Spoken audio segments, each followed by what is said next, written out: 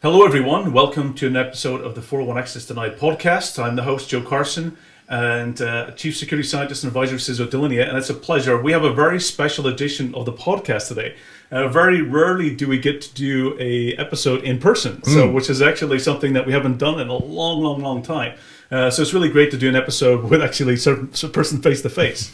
And this episode, I'm joined with Louis. So, Louis, as the guest, do you want to give us a bit of a background about yourself? And also, you do a podcast yourself. Give us a background about your podcast. Sure. So my name is Louis Zezeran. I'm Australian. I've lived in Estonia here, where Joseph also lives, for about 15 years. I run a stand-up comedy production company called Comedy Estonia. That's wild. I'm also an old-school retro gamer. I have a podcast called the Zez Retro YouTube channel. I just talk about stuff I like. I have my good friend Steve Nutter, and he's one of the industry experts on restoring and repairing old CRT monitors, the old big box TVs. So we have a podcast called the Cathode Ray Podcast. We're talking about Steve's repairs, and it's very fascinating. So I'm interested in console mods, I'm interested in hacking, and I'm also interested in repairing old TV sets as well. Fantastic. And actually in Estonia, there's a lot of TV sets to repair, especially really retro ones, really old school. And that's what we're really here to talk about today, is that there's a very strong relationship between the world of hacking and the gaming world, especially the retro gaming. And for many of people, who don't really know, maybe my background started in gaming. Okay. That was actually my entire career. For the kind of building up to it, I spent a lot of my youth doing gaming. Okay. And that was where for me, it was a very interesting area. But then I started understanding about modifying them and trying to win the games and complete the games. Because when I was a kid, one of the things was we had a massive competition with all the other school friends and people in the community was around how many games you could complete. Okay. And you wanted to be the winner. So for me, I think the big thing around this relationship between hacking and gaming is so strong. And it has really the foundation. A lot of the hackers I know in the world today that I work with, they started in the same background. They started in gaming, moved into IT or system administrator, and then moved into the hacking world. So for me, there's a big, strong relationship, and you've kind of spent a lot of your youth doing gaming. Sure, the same. So let's set the precedent here. What were you working on? What systems or what sort of games? Give us paint that picture for us. Sure, absolutely. So basically, the first game console that I ever got to play was the Atari 2600. Nice. That was the first, and it was when I was younger. I used to basically travel from. I'm originally from Belfast, from Northern Ireland. And we did this travel to Europe, to mainland, and I went to Belgium every year. And the kids that I went to in Belgium, they had an Atari 2600. And all we did all day long was play games, tanks, basically, ping pong, all the kind of the really kind of famous games back then. Donkey Kong is so. For me, that was the first games console. So when I came back, one of the things I wanted was a games console. I wanted my own. Yeah. And my parents, it was very hard to get the games consoles. It was not easy. They were actually quite expensive at the time. So my parents came with the next best thing, which was an Atari 800 XL, which was a kind of like, it was a computer, but it also had games cartridges that you could play. Right, was that before the Atari ST? It was the Atari ST. Oh, okay, it was Atari ST. So it was the Atari 800 XL. So it was actually the next version up from the Atari ST. And for me, it basically, of course, it was in basic programming. Sure. So you had to start learning how to program. So I started actually not only playing the games, because it came with a cartridge, but it also came with a tape cassette. And for me, basically, one of the things I wanted to do was create my own. So I started creating my own games. I was about maybe 8 or 9 years old, and started creating things like Football League stats and games, and then quizzes, and then I started doing the in-magazine games, where you actually had to type the code from the magazines. And then you'd find like a month later that they made a mistake in the original one, and you'd have to go back later and correct, because you were like, what was the runtime error? Why wasn't it working? So that was that Atari 800 XL.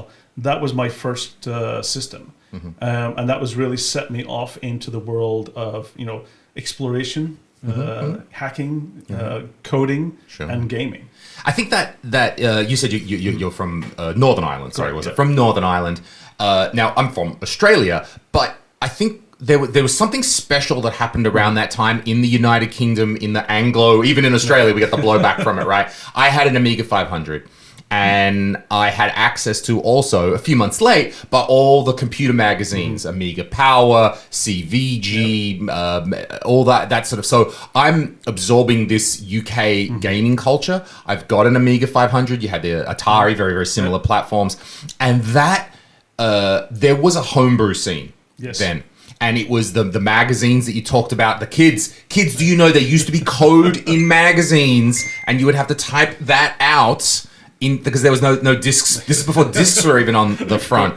So this is something I think our American and other international friends may not have had. There was a particular UK kind of Anglo hacking. It was the Sinclair, it was the C64, Commodore, Atari did this. And that was part of the scene, the two distinct communities back then was what we have today. Well, it used to be Nintendo versus Sega. Sure.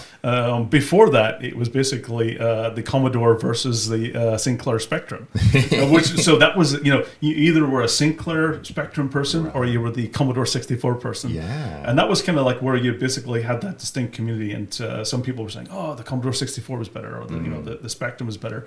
I had both, but the one that I probably spent most of my early days getting into hacking was actually with the Spectrum. Okay.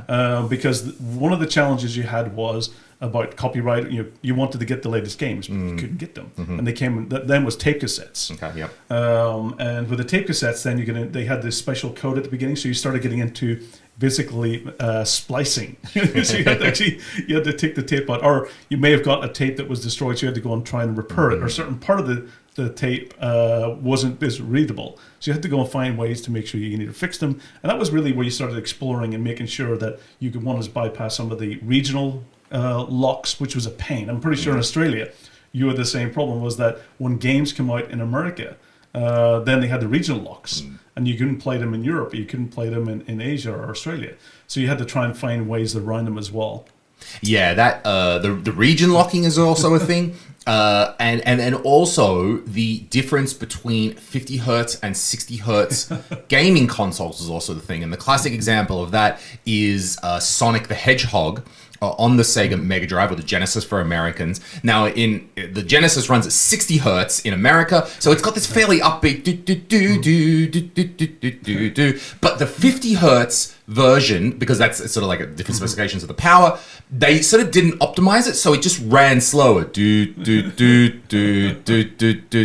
Now, in Anglo world, we didn't know that it was different. We just thought that's what Sonic. I thought that's what it was expected. That's how Sonic runs at. And then all of a sudden we find out later Sonic's upbeat and he's moving around, and we're like, oh crap. Because that was the whole thing. It was much faster. It was much faster because just that's the back then the consoles were, the regions were also about the power, and 240 volts versus 110 in America, and different standards. So there was even that level. So yeah, you could remove a region lock on a game, but then the game might still actually be different. For some of the reasons you don't know. And that was some of the things. So my early days was trying to get around those things, so I could play the games that I wanted to. And some of the things, the tapes was all about splicing and removing the write protection and be able to copy games. You had to get two tape cassettes and record from one to the other. So those were a lot of the early kind of areas that. And even when you get into CDs had the magic bits around, so if you get a dark marker, you'd actually draw around so it couldn't read them, and therefore you could actually then play the games that was regional locked. So there's a lot of things, and even and the kind of, if you were the Nintendo, you would have I think it was the Game Genie, and if you were a Sega person, you might have had the Game Shark.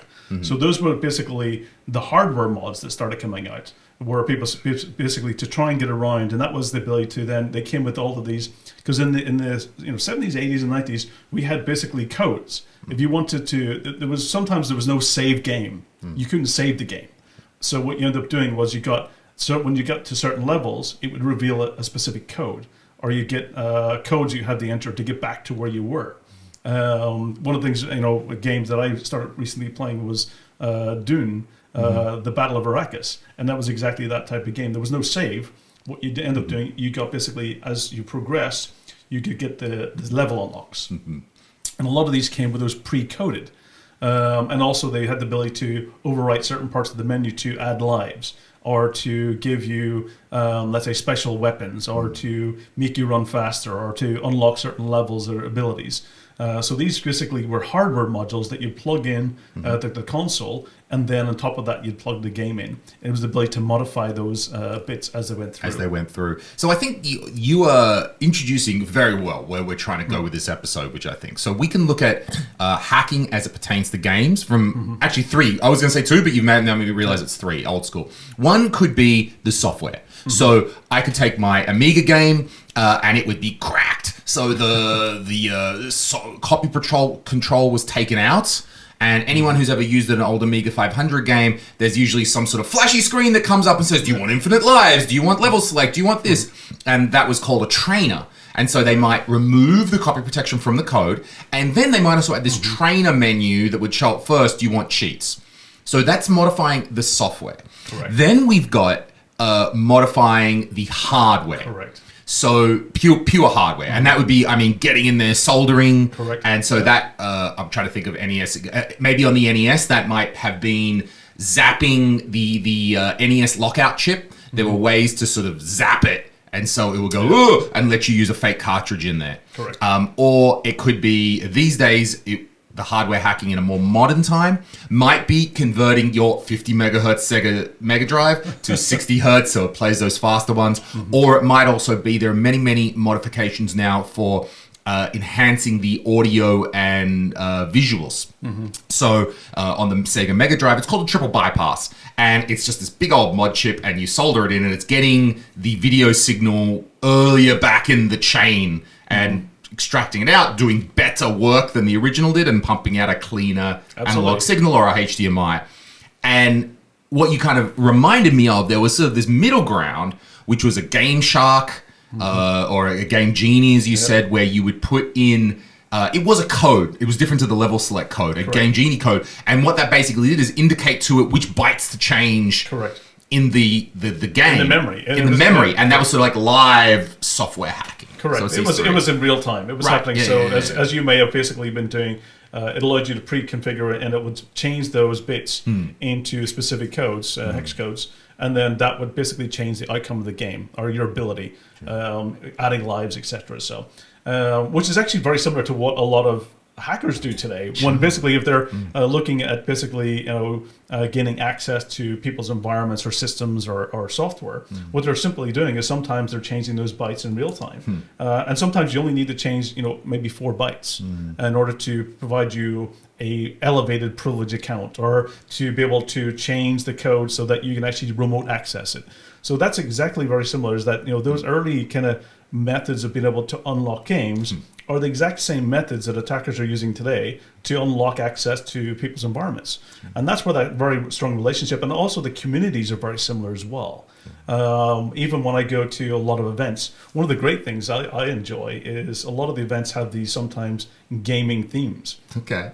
And even this year in DEF CON in Las Vegas, or in 2023, they had the arcade area, which was fantastic. It allowed me to go back, because one of my youths as well, I'm not sure about yours, that when you didn't have a games console, what you would end up doing is you'd go into the arcades. Sure. There was actually places you went to actually play the arcades. Play the games, yeah. And there was Galaga. There was Space Invaders. There was things like Street Fighter. There was,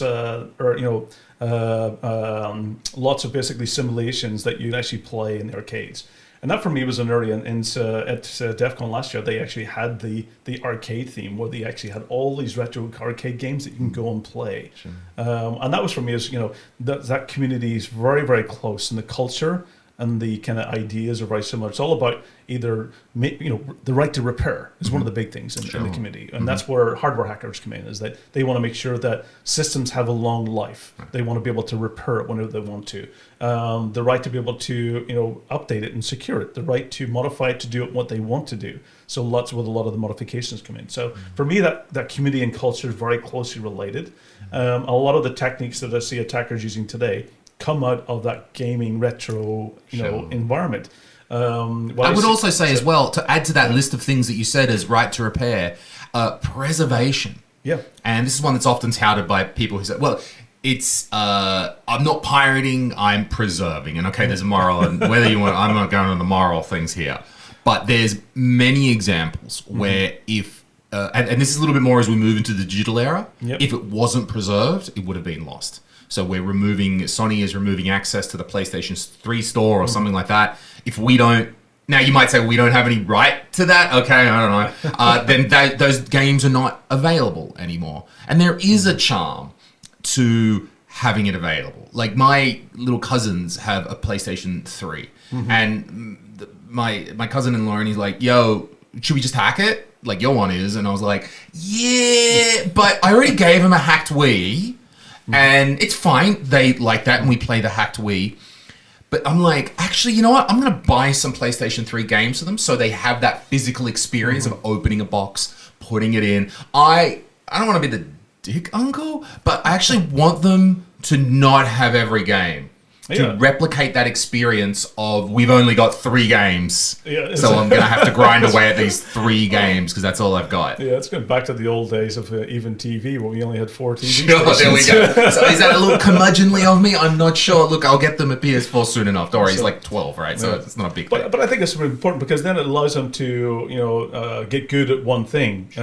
Because one of the problems you have a lot is what I see in today's generation of kids playing games, they switch so quickly between games, where they don't progress through the levels. They do something, they have short attention spans, and they move to the next thing.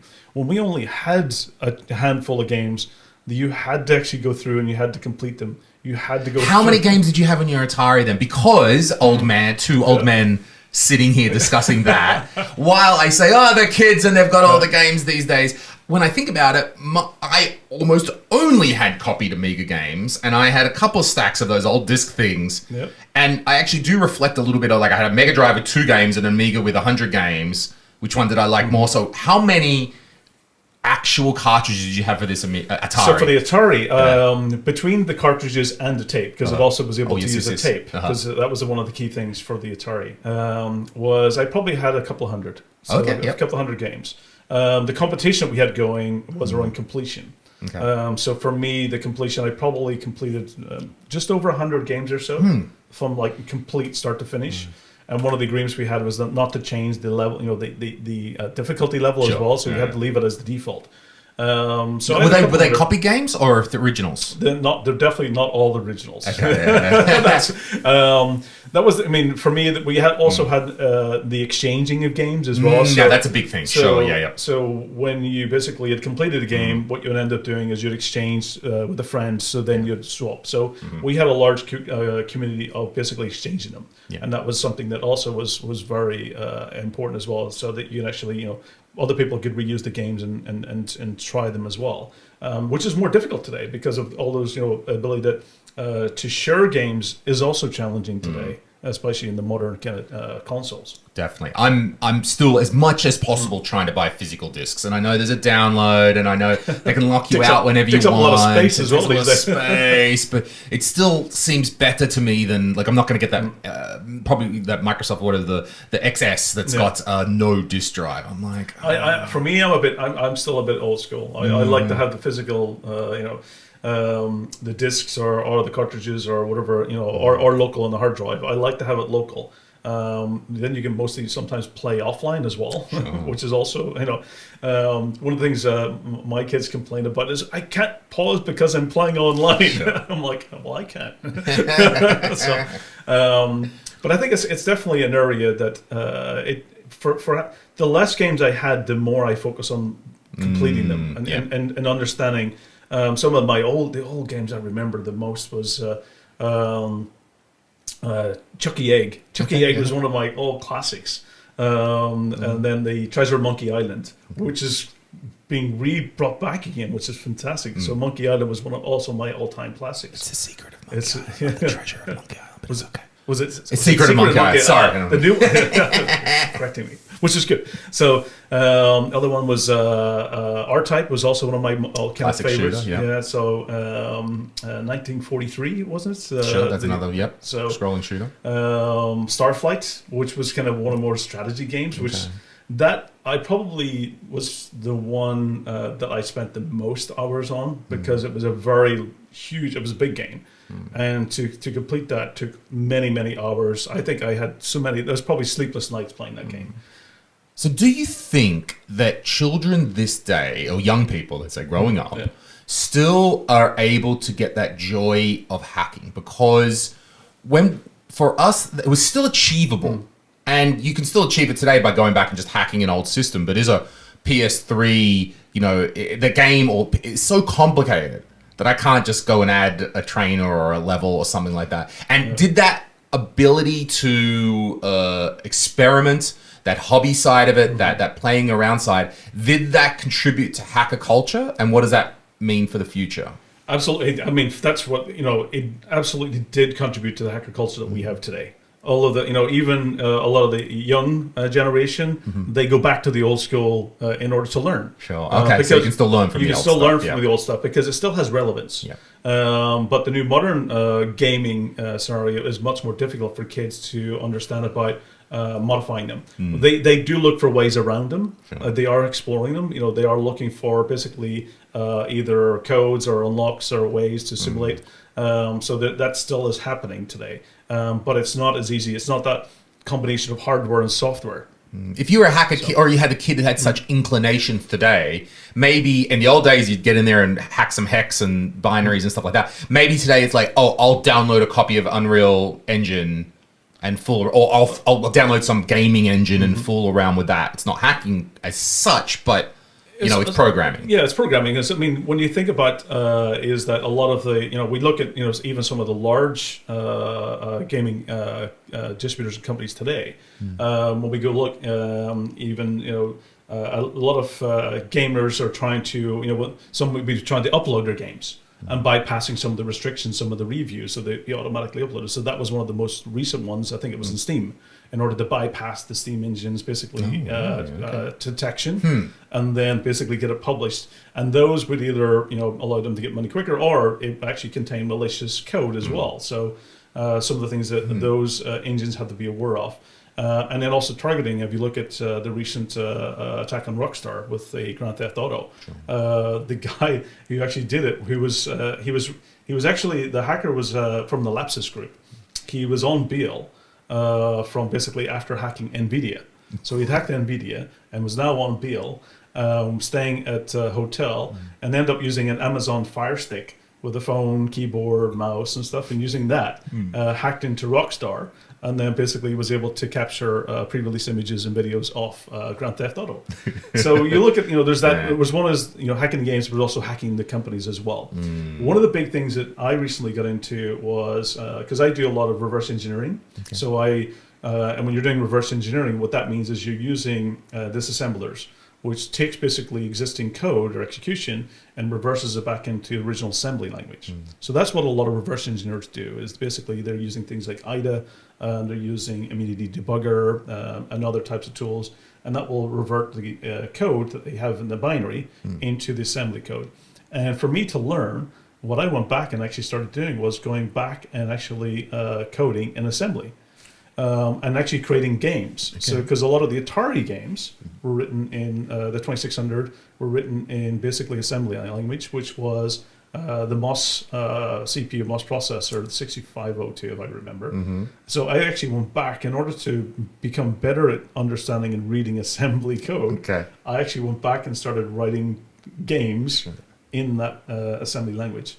Which was, it's a very good, I think actually it'd be great for the younger generation also to really start to learn how things work behind the scenes, because that's really where you start to understand about how things really work when you want to get into modifying, or you want to understand about changing hexes and changing configurations and be able to become better at something, is understanding how it works in the background, understanding how it works behind the scenes. And that's what a lot of hardware hackers do, is they want to modify things to do something differently. Whether they want to modify their smart kettle to send emails or to do DDoS attacks, or they want basically to, some of the interesting things is around controllers. I've seen a massive industry around making fun things out of controllers, or actually making controllers out of interesting things as well. Sure.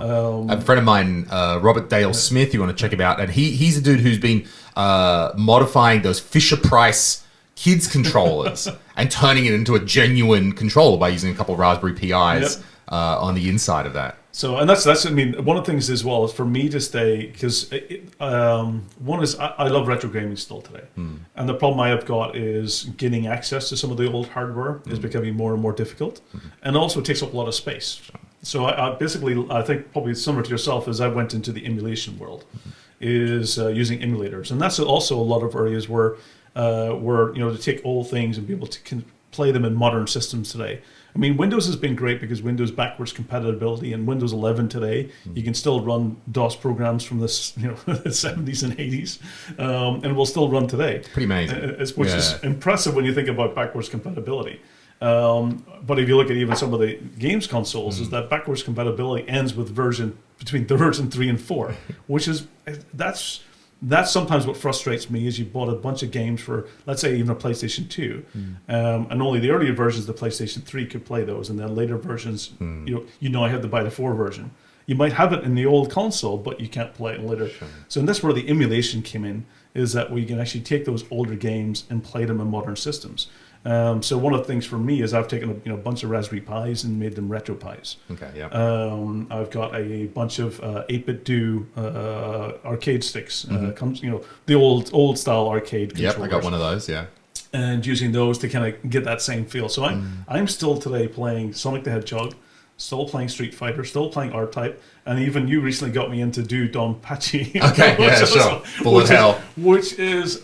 Oh my goodness! Intense bullet hell. That is intense. So that is a good point that I hadn't thought about. So there's emulation, and to dive deeper into the idea of emulation. So a RetroPie is typically referred to as something called software emulation. So that's where someone's written some code on Windows, and it'll read the Super Nintendo file that's being dumped from a cartridge and accurately emulate it. Correct. Now, there's levels of accuracy. So then you could have something called a cycle accurate emulator, which is like not just like, oh, I made it work, but it's like my internals work the same as those internals. Then the other super nerdy level at the end of all of this is what's referred to as hardware emulation, which would be an FPGA platform.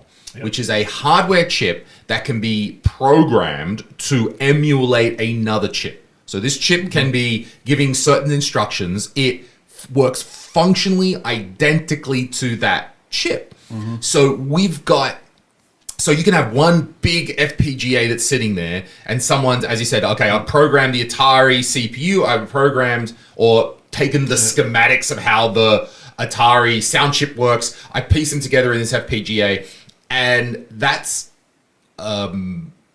hardware emulation, and it can often show weird quirks that were in the original hardware. They'll turn up there because it's a one-to-one recreation, and that's a very fascinating area because no one's programming CPUs, but they are doing a lot of FPGA development. Yeah, they're doing basically the mapping of what it would have been before with modern processors. And one of the things is that is important because to your point is that they play as they were originally. Because one of the things I find is sometimes there's a lag, or that the sound is not the same, or the visuals are a bit kind of off. So you do with the software emulations, it's not as clear or as accurate as it was in the original. But with the hardware emulations, you do sometimes even get it better. Absolutely. So you can get a clean, out of a platform like the Mr. FPGA, you can get a clean analog RGBS signal out of that as like it is the reference standard. So you can modify your Mega Drive with triple bypass and it should be as good as that. But then there's this other weird layer. So let's take the NES. So I want to get RGBS analog video out of that. The NES never did that. It never had the ability to produce that higher standard of that. And what a color is in the NES is unclear. So you can have the Mr. FPGA, it accurately, but because it, what composite, out of the composite video, what a color is wasn't completely set. So we're still interpreting, again, what that was due to the limitations of those original hardware. Yeah, absolutely, and that was the difference. You know, you had a lot that basically, because when the games consoles came out, then it was about how many colors they could actually represent. That was, this can do 2 million colors. You know, even if you go back to the original, Ataris, it had like what's it, 3. So, and then you think about the progression over all those years about the capabilities that they had. And that's one of the things, is that with the emulation side of things, is that sometimes you're even getting much better results than they actually were originally. And even today, as you said, you're doing cathode ray displays, which is, there's not many, there's a bunch of them around, but not many people use them. But to be able to take some of those older consoles and play them in modern TV sets or projectors or wherever it is, you also have to try and modify and make sure that the output is the same. This is just a rabbit hole, a rabbit hole. So we can modify our console to output the best analog video. Okay, that combines very well with a CRT. But if you stick that into a flat panel, it might not go very well because it's sending in a very low quality signal and due to the way the flat panel works. So then we need something called a scaler in the middle. And so the scaler... And what it is you can't just get any, like a scaler meant for live video is not good for pixelated 8-bit retro games. Like the algorithm that upscales it isn't the same. So go into all of that. So then we've got devices like Mike Chi's RetroTink for 5X and the 4K, and they're specifically designed that I'm expecting a retro game signal and I'm gonna blow it up. Now, where this is going further in the future, there are HDMI mods for many. Okay, they almost all have a HDMI mod these days. And where this is actually going, what I think, let's say I had like 5 old consoles and I want to play them all on my flat screen. Where I think this is going is that we will have a very simple HDMI mod in each of them that will just output basically what the 480p. The 240p line double to 480p, and it'll just output that. And then we're going to have an external scaler that'll take all of those, take the 480p, and then upscale it, rather than having that upscaling technology in each thing. So cheaper HDMI mods in each machine, and I'm already seeing things like that on the Nintendo 64. There's a friend of mine, he lives in Sweden, and he's a N64 hacker, and he's made an N64 HDMI mod basically out of a Raspberry Pi. Okay, so everything's basically gone through and being upscaled into the TV, so you only have one device. One device doing the upscaling, it'd be a RetroTink 4K or something like that, and then having very cheap as possible HDMI mods that are just basically taking analog video, converting to digital, and then pushing it back out to an external scaler. That's where I think that, and that's a rabbit hole. I'm sorry for boring you all. This is what I know about, right? So, but no, I think it's definitely, one of the things is that I find that's definitely going to be not even just for older consoles, but as we kind of move through formats, that's going to become something that's going to become needed in the future for sure, to make sure that we can still use old stuff, and having that life cycle. I find that, and this is going back to that right to repair, and one thing you mentioned, to preserving things for longer life, is we don't want to have something that after 2 years you can't use it anymore. And that's what a lot of, the devices I had lasted, 10, 15 years. Even some of my old stuff that I still have in my office, basically, is still working from like 30 years ago. I can still use it. But the problem is that newer hardware is having a 2, 3, maybe maximum 4 years of a life cycle. And for me, that's not what we were used to. No, and there's an argument there about like a planned obsolescence and from that stage, but then there's also an argument about, well, we're just losing a piece of art. Exactly. So that art's gone, and we no longer can enjoy that piece of art anymore. I think it's sort of a dual-sided. Yeah, and it's also making sure that we're not going to waste. We're not creating waste. We should be making sure is one is the environmental aspects of things. Is that when you had something that could last for lots longer, you had no need. You and that's what a lot of hardware hackers came from, is making sure that they could repair things. That was a lot of I had a PlayStation 3 that the Wi-Fi module went on it, which meant that one is that you can no longer use the controllers using wireless, and you also couldn't connect it to Wi-Fi. So everything had to be now cabled, and going to repair that, it was there's nowhere that does it. So you actually have to do it yourself. Right. And that's what you really get into is you want to make sure that devices last as long as they possibly can and forever. That's a good point about that repairing consoles. A friend of mine, his online handle is Voltar. He's a great hardware hacker. And one of the little chips that you can buy from him, so there's a problem with the Nintendo Wii U, the NAND chip, the sort of main internal little bit of memory, it's dying. And it's dying, being corrupted, and it's basically just bricking Wii U's, and it's becoming a problem. So he designed sort of this little PCB jig that will sit over there, and it will replace the NAND with just an SD card. So it's a failure of the machine. They're dying, they're bricking.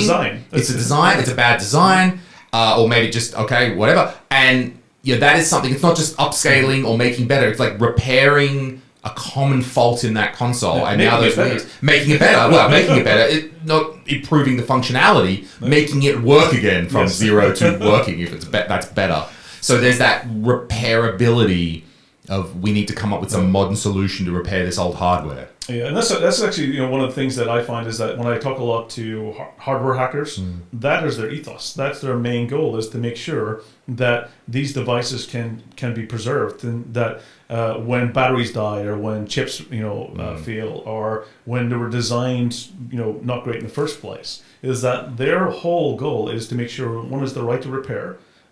Is that the right to longevity and the right to be able to preserve that for a lifetime. And that's the main goal. And during that process, they might find vulnerabilities, which they disclose. They might be able to do interesting things with it. One of the great hardware hackers we had on a recent podcast episode was Sick Codes. And what he had done was, he's done multiple hardware hacks over the years, but he was able to take a John Deere tractor and take the console, for the tractor itself, and play Doom on the console. And I've seen, now we've had this whole community afterwards, is that after he did that, he did mods to make it work, is that what's happened is that there's been a bunch of other hardware hackers later who've been playing it on things like MRI scanner, hospital devices and so forth. So there's this community that can continue that onwards. So I want to ask you then, Joseph, about the balance between, so it's not cheap to produce a modern video games console. No doubt requires hundreds of millions, billions, whatever.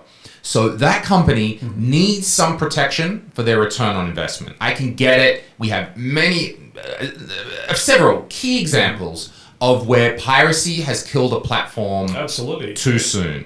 So that was the original Famicom. That was the Sega Dreamcast. Dreamcast also had that. So clearly there needs to be some protections in there for them to get their return on the investment, meaning we get a console. But how long does that go on for? How long can the maker, like when does Sony not give a shit about the PS3, PS4 anymore? They still care about the PS3 and its Super Roll. Where's that balance of, I want the right to repair, I want to use it forever, I want to hack it, but I get that if they don't get some software protection or hard piracy protection, we'll never have it in the first place. What's the balance? So I completely agree. Is that I think that with the right to repair is that there should be make sure that there is the ability to do it after a certain period of time. Okay. Is when they decide to end of life it. When this console is no longer available, they're no longer selling it, no longer producing and making money off it, then you get into this open source side of things where you have the right to repair.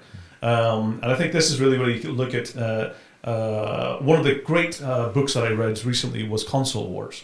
And it was the exact same thing, is that when Nintendo and Sega were battling it out, and the Console Wars, it definitely a great read for the audience. It was for me. It was also showing the big conglomerate company, which was Nintendo at the time, and then you had this new energetic Sega that wanted to kind of penetrate the market. But what happened was that they'd locked the complete supply chain in to themselves, which meant that exclusivity. You had to have their console to play this game, and those game creators could not make it for other because it was exclusive rights. And that really locked down the market. It meant it was a monopoly.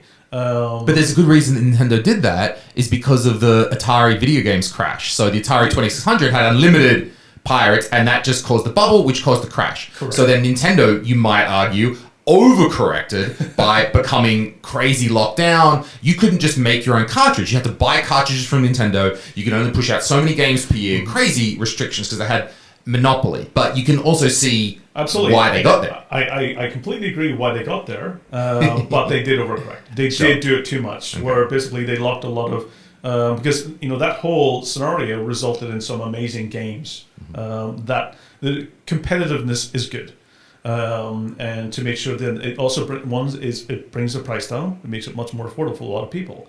It also makes it much more for game creators to create. But yes, absolutely, the privacy side of things and also locking things down, I agree with it. But when those devices become end of life, obsolete, people want to be able to continue using them. And I think the limitations on preventing that hardware from working, I think there's some companies you've seen in recent years, some audio devices that decided that, okay, we're end of lifing it, so you can no longer use it. And I think I disagree with that.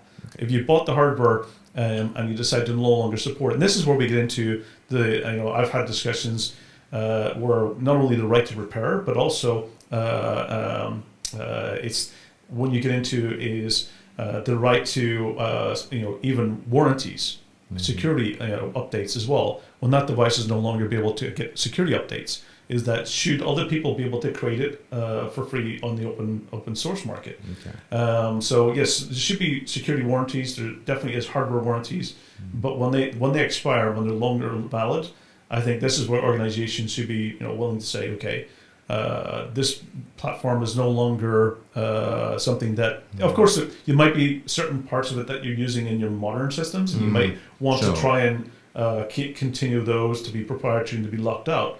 But for the rest of it, the right to repair the schematics, the things that are commonly problems, open up the community and let the hardware hackers be able to make it great. Because what that does is it makes the brand of the company much more acceptable and much more. It's not that I have to choose you because you're the only one, but I choose you because you're doing the right thing and you're doing great things. And you make it's a two-way. I love what you're saying. I just can't see Sony doing it. No. Like I keep thinking about the PS3 right now because maybe it's at that stage of its life. PS4 still selling games. I get it. Fine. PS3, it's long gone. They are not selling consoles. They make this sort of money of hardware. Well, they're not making PS3 games anymore, so it's done for an income, and they've closed down the PS3 store. So then what? So should they open source those designs, allow us to update it? What if there's still Sony proprietary code and chips embedded in the middle of that? If there is proprietary, I think that's where they have. If they're still using that in current systems, or then absolutely, that's what they want to protect. But areas, for example, common failures in old systems, the areas that actually commonly break, whether it being the hard drive or whether it being those Wi-Fi chips, is that. You might say, for those specific parts, here's the schematics and here's how you can fix it. So making that more open. I think Apple has actually done a pretty good job with that more recently, even though they've been more difficult to take apart the devices because everything's been glued. So some organizations are making the right to repair a little bit more, they're still controlling it. They're still having official representatives and stuff, but they're making it more available. I think companies like Microsoft kind of like, here and there, Nintendo not and Sony not. Those are two companies where the whole systems are running proprietary and locking things down. I think that's also. I mean, you said 3 examples, and they were all video games console manufacturers, and I think that is different to John Deere. I think that is different to some other piece of consumer hardware that you might have around your house. They're just really different industries, different microsystems. Like Microsoft, I get. Why no one like Microsoft got so screwed by the Xbox being hackable. I guess Sony got so screwed because they don't make money on the hardware. They're making money on that software sale. So they need nice subscription. Right. It's all about subscriptions. Sure, they want to take that away. Yeah. So sure, I think there's got to sort of look at these industries a little bit differently because because the console, even back to when we were growing up again, the console. I never understood consoles at first. I'm like, I got an Amiga. It can be programmed. Why do I even need this other thing? That the idea that there was, and I know what I'm doing. I can load the disc. I can copy the disc. I'm clever. But there were people that just wanted to insert the cartridge and have a go. Yeah, I think but from that culture side of things is that, and one is that there's us who want to consume, but then there's also those who are making money in the piracy side of things. The criminal gangs and the those marketplaces that went up that makes it much more widespread. I think those are the ones that was definitely stopping the sales and taking money away from the companies. For me, I'm more I was willing to pay money for the game. It was more accessibility. It was more about that's a good point. Getting the game versus actually not paying for it or getting it at an affordable price as well. At least now, in the current generation, we don't have region locks anymore. Which is massive. Well, you do. Today it's no longer regional locks, but it's content locks. Okay, sure. So they've moved into where in certain locations you may not get certain content. So if you look at you get into the streaming market, there may be, here in Estonia, we might have different content on Spotify or Netflix or games that you might not have in other regions. Sure. So they're getting into now. So use NordVPN to get access. Okay, yeah. So VPN is one way that many get around it. But definitely it's moving away from those traditional regional to content, and the content now has specific locations where it's allowed to go. Sure. And that's where you get into the subscription side, is where you've subscribed to, whether it be the PlayStation Plus or whatever, PlayStation Store, or you've got the Microsoft. Now you have access, but those content are limited per country and per location. So it's even more. Not just about region 1, region 2, 3, and 4, and 5, and so forth. Now it's about country A, country B, country C, and those content-specific locks are. So VPN is one that many people get around it. That's what they use. Yeah, okay. So what they giveth, they taketh away as well. So yes, I can go to Japan, buy a Nintendo Switch, just play the game, and there's no region locks, and that's fun. But okay, if we're talking about media, other services, I mean, maybe I'm trying to think in video games industry. I don't know. Are there like DLCs locked region? No, I think from a hardware perspective, I haven't seen, even because for anyone who was going to consume the games consoles, one of the things was that the limitations you had was the regional lock and the power and and the output for the TV. Yeah. Those were the three things that you would have limited, saying, well, one is that the power supply in the US is different from Europe, so therefore you want to get something from European power. The other one was the regional lock, so if I bought a US one, I would have to only get games from the US.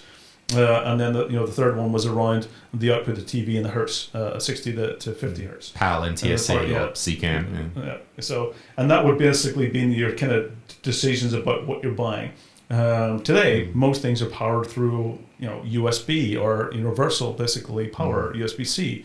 And it just means that I don't have to worry about the power difference between North America, other than the plug itself, the adapter.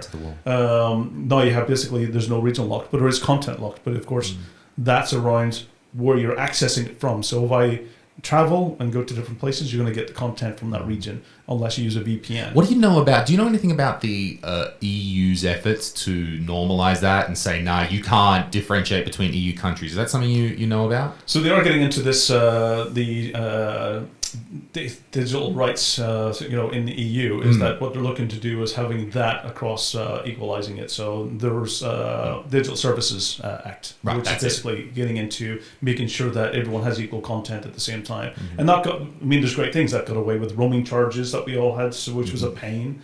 It also meant that from a taxation and also accessibility. So it's really made things much more equal across, and also everyone getting it at similar times. But have we seen that trickle down to consumer services like Netflix not having a show in Germany but not having it on Estonian Netflix or something like that? Not yet. Not yet. Not okay. Yet. It's still that still is there, but I'm hoping at some point in time that it gets opened up. I think it sometimes comes down to sometimes different countries have different age, for PG-13 and stuff. So there's different restrictions. So not all countries have equal for that. So sometimes they have to modify it. Sometimes it also comes down to some countries require you to have it in the subtitles of the language. Okay, sure. So from basically a localization perspective as well. So you might not have it ready for Estonian subtitles until a certain date, and that's when. Sure. But a lot of that today is being eliminated. Things like basically automation and artificial intelligence. Those things can be done within seconds. you don't have to go through. But of course, there's a review and the restrictions that sometimes they have to get into. But I do see that either being eliminated with automation and AI in the future, or at least the time that takes to be significantly reduced, where it comes out immediately across all. Right, because I can see Netflix complaining, going, "Oh, we got to make Estonian subs and Latvian subs and add all of that for all these other countries," and they've made a business decision. Ain't nobody paying for stuff in Estonia. There's only 5 of us here, so we're not going to bother to localize it for that Estonian market. And okay, the EU might say, "Well, tough luck. If you want to deal with all of us, you've got to deal with 26 languages or whatever it is." Right, and automation. I mean, the translation is so quick today. With machine learning and deep fakes, you can simply use that in order to translate it immediately. We're even having the whole virtual assistants in virtual world. So for me, I think that will be something that should disappear as technology improves, rather than actually from basically the vendors and suppliers and services themselves. So I'm curious yourself, what games are you still playing? Are you still gaming much today, or what games are you still playing? I in my old age, I love a big controller. Like I love something that I can hold, something physical. Maybe it's my little movement against all this digital stuff. So I'm playing the new Dodonpachi release on PlayStation 4, DOJ. Got re-released recently by M2 Shot Triggers. It's an excellent port of a classic version of Dodonpachi, and it's on PS4. I've got a very nice PS4 stick, like a big arcade stick, and that is one that is powered actually by hardware hacking. So it's arcade sticks are quite easy. Buttons are really just on and off little switches, but it's like the circuit board. And that could be one that is a Microsoft one that's going to the Xbox. Now, we can get ones that you plug those into a Raspberry Pi, and there is a way to hardware hack the key off an original PlayStation controller, and then upload that into the Raspberry Pi, and then the Raspberry Pi is then appearing like a genuine PlayStation controller to the PS4. So this was, you can buy a board that can do this, or I just got a Pi and installed it myself. So I'm playing on a PS4 with a nice arcade stick. Besides that, I've also got a nice steering wheel set up with a nice T300 Thrustmaster wheel, a couple of pedals. So I might be playing Assetto Corsa or Gran Turismo 7 or something like that. Likewise. I've been playing basically either it's the, World WRC as well. Okay, nice. Have you got some sort of wheel, or are you playing a controller? Playing with the wheel. Oh, good. So we have the full seat set up. Oh, cool. Wheels, pedals, gear shifter. Oh, that's cool. So it's pretty cool. First of all, you've got room for all that stuff? Not bad. Okay. I don't have a lot of room for that. So we have a group of guys who that rotates around. So at certain parts of the year we decide who's going to store it and use it, so that we don't have like taking up space all the time. But definitely the way it's a fun way to just let some steam off and just basically test your driving skills in the WRC. For me, some of the old games I'm still playing R-Type. R-Type is one that I go to. It's a very difficult game. It's afterwards you end up with your hands are so tired basically from shooting.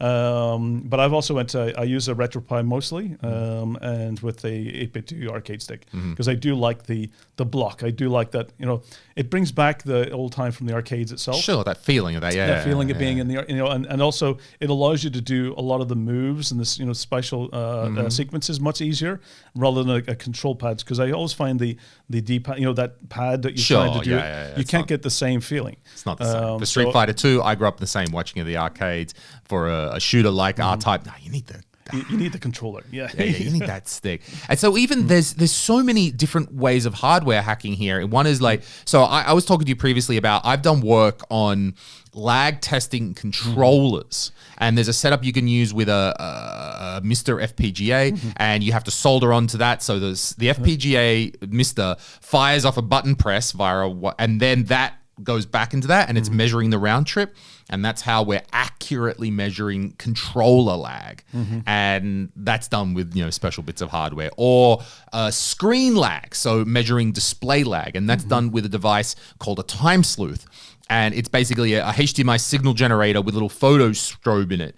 And the cable comes out, goes to the TV, it starts strobing, and it's got its own little photo sensor. And so again, it's measuring the round trip. So this hardware hacking, and it's not even hacking, that's like a totally new thing. Is very common. That's one of the reasons, for this episode itself is that whole such overlap between the hardware hacking and the gaming, and all of this comes together because a lot of those techniques is the same things that hardware hackers in my industry has been using for many years, was whether being into the radio hacking, radio signals, into Wi-Fi, into Bluetooth, even basically from getting into even modifying signals. So really there's such an overlap in this industry, which is impressive that even though they slightly move along side by side and sometimes use techniques from each other, is that I think the community can learn from each other for sure. So, but it's been an interesting, for me, I love it. It's what got me into the industry, and it's something you're still doing today. I do find my controller does have periodically a lag. Okay. So when if I'm playing Mario Brothers, sometimes you're going, and that one little button push, and all of a sudden he's still running, and you're going, no. It can be with the Pi. That could be in the Pi. That could be in the Pi software. Lag is a hard one to work out sometimes. Yeah. What I do know is your 8-bit arcade stick is very good. So it's not that. I know, and I've tried different. I do find when the cable's connected that it is much better. I do find basically, because you have in the arcade stick itself, you've got three options. You've got the 2.4 gigahertz dongle. Yep. You have the cable, or you can go Bluetooth. Sure. When I do find the Bluetooth, it sometimes can be a bit, if you've got a lot of signals around you, you might get a bit of a kind of overlap. If you use a dongle, it's pretty good, and if you use the cable, pretty good. But I do think it's in my Pi. I did change. I was using a 3, and I did move to the 4. I'm interested to see if the 5 will a little bit faster. A little bit faster. My measurements of the 8-bit Dell arcade stick is that the Bluetooth, the 2.4 and the cable, they're all pretty similar. Yes, there's some microseconds of milliseconds between them, but more or less, none of them is bad. So what that tells me is that if you feel the cable is better, that's probably the Bluetooth stack or something around that having a problem inside of the Pi is where it's at, and the U2 and the USB connection is bypassing that. Yeah, something that I'm going to have to look at, and we'll probably look at together. So, look, it's been fantastic having you on the show, and it's really kind of chatting and talking about gaming nice, without waiting for the lag. That's some, and for the audience, definitely. I'm pretty sure that definitely follow Louis on his podcast as well, and look forward to having more conversations and more discussions about gaming. I've got this urge now to go and play some retro games. So thanks very much. So many thanks for being on the show. Many thanks for having a great conversation. For the audience out there, definitely go and kind of take a look at some of the. We'll make sure that all the things we talked about are on the show notes.